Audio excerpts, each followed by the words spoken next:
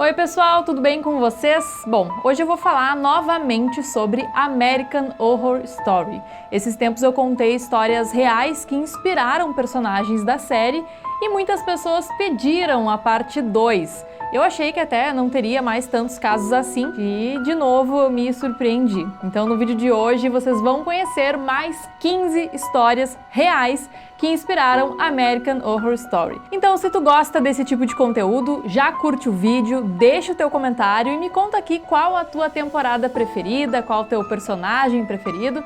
Não esquece de se inscrever no canal e ativar o sininho também. E agora, vamos lá para o vídeo de hoje.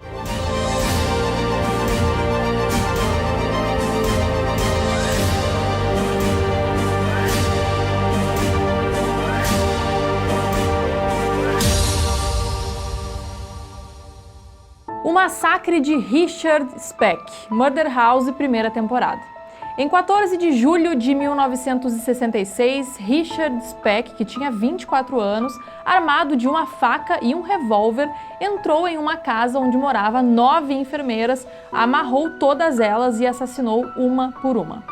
A única sobrevivente foi Corazon Amural, de 23 anos, que se escondeu embaixo da cama. Speck foi condenado à cadeira elétrica e, quando a Suprema Corte aboliu a pena de morte, foi sentenciado a 400 anos de prisão. Ele alegou ser inocente, mesmo tendo sido identificado pela mulher em 1978, quando confessou o crime a uma repórter. Em 91, ele teve um ataque cardíaco.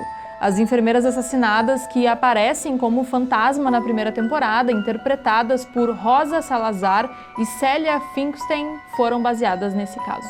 Barney e Beth Hill, Asylum, segunda temporada. Barney e Beth Hill eram um casal e afirmaram ter sido abduzidos em 1961. De acordo com o casal, eles foram sequestrados por um curto período por um OVNI. O caso ficou conhecido como o caso Hill ou a abdução dos Hill. Foi o primeiro caso de abdução alienígena a ser amplamente divulgado, sendo transformado até em um livro em 1966. Ambos viviam em Portsmouth, em New Hampshire, e de acordo com o casal, a abdução teria acontecido em 1961, quando voltavam de carro de suas férias em Quebec e avistaram uma luz no céu, que depois se mostrou uma nave e parou em frente ao carro do casal. Barney afirma que viu entre 8 a 11 vultos humanoides na imensa nave. O caso inspirou o casal Kit e Alma Walker, interpretados por Evan Peters e Brittany Oldford. Nellie Bly, Asylum, segunda temporada. Nellie era jornalista quando decidiu fingir sofrer de transtornos mentais para ser internada em um asilo para mulheres na ilha Blackwell. As situações vivenciadas por Nellie eram dignas de um filme de terror mesmo e foram relatadas a um jornal naquela época, gerando uma grande discussão sobre abusos e violências a pacientes em instituições de saúde.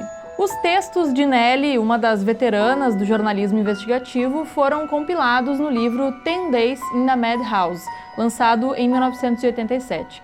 E apesar de não ser homossexual, assim como a Lana Winters, personagem da Sarah Paulson em Asylum, a história serviu sim de inspiração. Além disso, o tratamento a que Lana foi submetida era frequentemente realizado em pacientes homossexuais que, segundo os psiquiatras, deveriam ser convertidos. Pode até parecer absurdo, mas até poucos anos atrás a homossexualidade constava como um dos muitos distúrbios psicológicos presentes no Manual Diagnóstico e Estatístico de Transtornos Mentais. Ed Gein, Asylum, segunda temporada. Ed, sem dúvida, é um dos assassinos mais conhecidos dos Estados Unidos. Apesar de não se enquadrar na descrição de serial killer, uma vez que foi responsabilizado pela morte de apenas 2 pessoas, mesmo sendo suspeito do desaparecimento de outras 5, esse homem ganhou notoriedade pelo seu gosto por usar pele humana na confecção de máscaras e também objetos do dia a dia, como abajur e puxador de janela. Ele também costumava exumar corpos de senhoras de meia-idade que se pareciam com a sua mãe, morta em 1945. O maníaco chegou a fazer uma fantasia de mulher através de restos de corpos humanos. Ele inspirou uma série de assassinos da ficção, entre os mais famosos o Leatherface, de Um Massacre da Serra Elétrica, Norman Bates, de Psicose, e o Buffalo Bill, de O Silêncio dos Inocentes. Também é a história por trás do personagem Blurryface, da segunda temporada de American Horror Story. O Homem do Machado de Nova Orleans, Coven, terceira temporada. De maio de 1918 a outubro de 19, Nova Orleans, principalmente a cidade de Louisiana e seus arredores, foi palco de acontecimentos muito estranhos. Um serial killer em posse de um machado entrava na casa das suas vítimas e as assassinava. Durante o tempo mencionado, o assassino teria feito cerca de 12 vítimas e acabou nunca sendo encontrado. Alguns suspeitos foram presos, mas nos dias seguintes da prisão, a polícia local recebeu uma carta afirmando ser do homem do machado, que nunca foi provada ser dele ou não. E essa carta afirmava: eles nunca me pegarão e nunca irão. E ao final da carta, ele dizia que passaria por Nova Orleans e todas as casas que tivesse uma banda de jazz tocando não seria afetada e seus habitantes não seriam mortos. O personagem interpretado por Danny Huston, de X-Men, se baseia nessa história. Edward Mordrake, Freak Show, quarta temporada. Mordrake era o herdeiro de um patriado na Inglaterra do século XIX. Ele era um ótimo músico e também muito educado. Ele seria considerado um rapaz atraente se não fosse pelo rosto flácido em sua nuca. Acontece que esse homem sofria de um raro caso de policefalia, o que causou o desenvolvimento de um segundo rosto em sua nuca. Apesar de não possuir consciência, alguns relatos dizem que a face adicional era capaz de rir ou chorar. Além disso, segundo o próprio homem, o rosto que ele considerava demoníaco lhe sussurrava coisas terríveis. Incapaz de se livrar dessa face demoníaca, uma vez que uma cirurgia poderia levar ele à morte, Mordrake se suicidou com apenas 23 anos. Em sua carta de despedida, pedia que o rosto extra fosse removido e queimado antes do enterro. Ele temia que o tal demônio pudesse perseguir ele na vida após a morte. Em Freak Show, Wes Bentley deu vida ao espírito de Mordrake no episódio de Halloween. James March, Hotel, quinta temporada. Bom, essa temporada foi inspirada no Hotel Cecil, que existe mesmo em Los Angeles, onde aconteceu uma série de crimes e também suicídios. Algumas personalidades fizeram aparições na temporada e no famoso hotel também. A começar por James March, interpretado por Evan Peters, que esconde as provas dos seus crimes dentro desse hotel. A história de Herman Webster Mudgett, mais conhecido como Dr. Henry Howard Holmes, é bem semelhante. Ele construiu em Chicago, nos Estados Unidos, um hotel e prédio comercial que era um verdadeiro labirinto. As passagens e os quartos secretos o ajudaram a ocultar suas vítimas, que ele torturava e depois matava. O local ficou conhecido como Murder Castle, Castelo do Assassinato em português. Richard Ramirez, de Hotel, quinta temporada, e 1984, nona temporada. O famoso Richard Ramirez, Zack Villa, chamado de Perseguidor da Noite, The Night Stalker, usou o local como ponto de encontro durante várias ocasiões no início dos anos 1980. Seguindo essa referência e também as regras da própria série, em que os espíritos aprisionados ganham autorização para andar livremente nas noites de Halloween, Hotel promoveu um episódio de Dia das Bruxas, em que vários assassinos já mortos se encontravam para um jantar em um dos quartos, com direito a uma vítima escolhida aleatoriamente para que fosse ferida por eles durante o evento. Ramirez voltou a aparecer na temporada 1984, só que em sua versão viva, em plena atividade, porque os episódios se passam no ano que dá título à fase, 1984, muito antes dos capítulos de Hotel. Jeffrey Dahmer, Hotel, quinta temporada. Outro convidado desse jantar que eu falei foi Jeffrey Dahmer, talvez um dos piores assassinos da história norte-americana. Ele era um homem de boa aparência, muito educado, que seduzia homens e após estrangular esses homens ficava durante semanas usando os corpos como brinquedo sexual, até que era obrigado pelo tempo a desmembrar esses corpos. Às vezes ele até cozinhava algumas partes.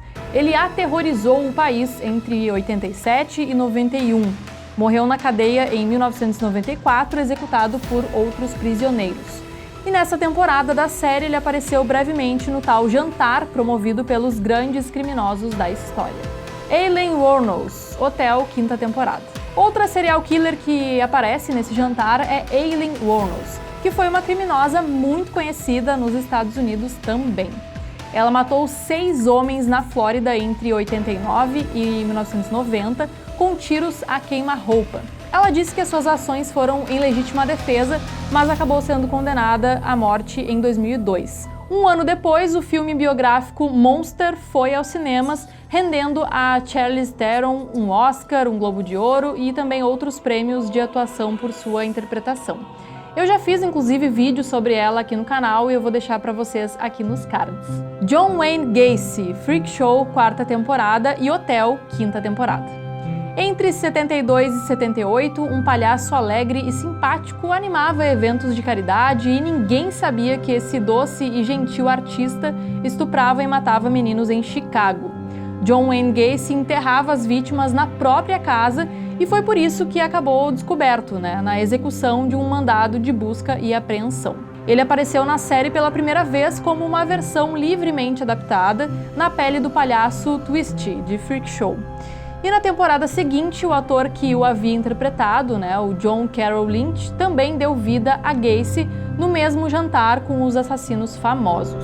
E eu também fiz vídeo sobre o John Wayne Gacy, então pode clicar aqui nos cards e assistir a história completa. As Enfermeiras Assassinas, de Roanoke, 6ª temporada. Bom, a 6ª temporada da série foi cercada de muitos mistérios. O tema não foi divulgado, os trailers eram aleatórios e todos só souberam o motivo disso na estreia. Ryan Murphy e sua equipe tinham criado uma temporada metalinguística que apresentava o mistério da colônia de Roanoke por meio de um documentário dramatizado. Entre as antagonistas estavam as enfermeiras Gwynne e Cat, que trabalharam juntas na década de 1980 e começaram a matar idosos de uma casa de repouso, seguindo a ordem das iniciais de seus nomes, que deveriam formar a palavra murder, assassinato. E na série elas aparecem como fantasmas, mas ainda assim foram capazes de provocar pesadelos. A Colônia Desaparecida de Roanoke, 6ª temporada. Bom, no final do século XVI, Sir Walter Raleigh financiou uma viagem para estabelecer um assentamento na colônia da Virgínia, na ilha de Roanoke. O primeiro grupo, liderado por Sir Richard Grenville, foi deixado por ele por algum tempo, sob comando de Ralph Lane e outros 107 homens. Mas depois de confusões causadas por Lane com as tribos nativas e de uma oferta de navio de Francis Drake, Lane resolveu partir, deixando apenas 3 homens para trás. Ao retornar, entretanto, Grenville não encontrou ninguém e deixou 15 homens no local para que Raleigh não perdesse os seus direitos sobre esse local. O segundo grupo veio liderado por John White, que pretendia substituir os 15 homens anteriores, mas não encontrou nada, somente o forte devastado. E em determinado momento, depois de perceberem que precisariam de mais meios para sobreviver, White resolveu retornar para a Inglaterra sob essa incumbência. Mas uma guerra se desenrolava na Inglaterra contra a Espanha, que queria invadir o país, episódio que ficou reconhecido como a Invencível Armada, e White não conseguiu retornar para Roanoke, somente depois de 3 anos. E ao chegar, ele teve uma surpresa, ao perceber que o segundo grupo inteiro havia sumido. E as únicas pistas eram as palavras Croatoan, escritos em troncos de paliçada que cercavam o forte. White não foi até a ilha investigar e, em vez disso, retornou para a Inglaterra e jamais voltou a Roanoke. Jim Jones, Cult, 7ª temporada. Bom, a 7ª temporada foi a única da série que não mostrou elementos sobrenaturais e usou questões políticas norte-americanas para falar da criação de assassinos a partir de pessoas comuns. Alguns líderes de cultos foram retratados e Jim Jones foi um deles. O homem conseguiu reunir quase 1000 seguidores numa comunidade criada por ele e convenceu todos de que eles precisavam se matar para alcançarem a salvação eterna. Mais de 900 pessoas foram envenenadas em 18 de novembro de 78, naquele que ficou conhecido como um dos maiores massacres da história dos Estados Unidos.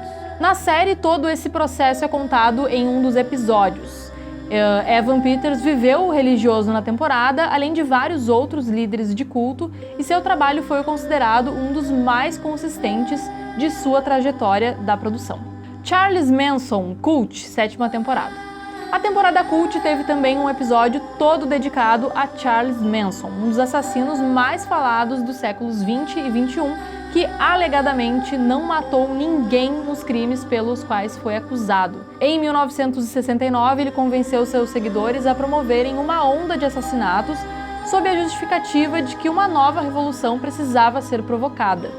Eles mataram a mulher grávida do diretor Roman Polanski e mais 6 pessoas. Manson, com seus trejeitos exagerados e suas frases de efeito, também foi interpretado por Evan Peters, e embora o episódio não tenha sido totalmente eficiente em captar o pânico em torno dessa história, a presença de Manson se correlaciona completamente com a ideia da temporada, de terror e também de culto.